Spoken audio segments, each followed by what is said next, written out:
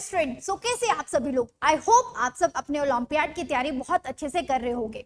सो मेरा आपसे एक क्वेश्चन है, क्या एनएसईसी में क्वेश्चन रिपीट होते हैं? क्या सेम टाइप के क्वेश्चन पेपर में पूछे जा रहे हैं? सो यस, हम विद प्रूफ बात करेंगे। सो जैसे हम बात करते हैं पीरियोडिक टेबल चैप्टर की, सो 2018 में अगर मैं बात करूं तो तब क्वेश्चन आया था आयनिक रेडियस का। देन 2019 में भी सेम आपको क्वेश्चन पूछा है आयनिक रेडियस पर।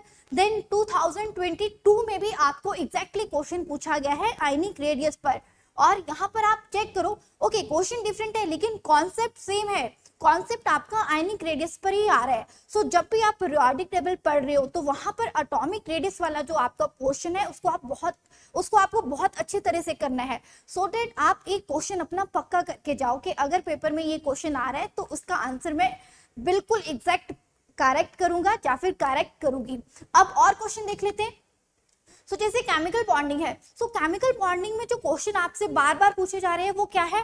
पैरामैग्नेटिक नेचर बताइए, डायमैग्नेटिक नेचर बताइए। जैसे फर्स्ट क्वेश्चन में भी आपको पैरामैग्नेटिक नेचर पूछा है, सेकंड क्वेश्चन में भी आपको डायमैग्नेटिक नेचर पूछा है, देन क्वेश्चन नंबर थर्ड में भी आपको पैरामैग्नेटिक डायमैग्नेटिक सेम चीजें पूछी जा रही है, बॉन्ड ऑर्डर पूछा जा रहा है।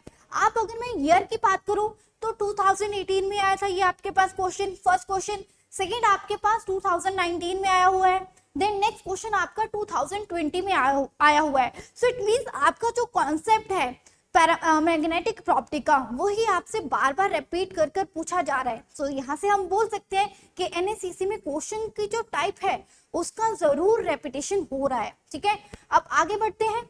आगे कुछ और क्वेश्चन है। सो कोऑर्डिनेशन कंपाउंड की अगर मैं बात करूं तो यहाँ पर आइसोमेरिज्म से आपको भर भर कर क्वेश्चन पूछे जा रहे हैं। ठीक है, सो आप देखो 2017 का पेपर, वहां पर भी आपको आइसोमेरिज्म का क्वेश्चन आया हुआ है।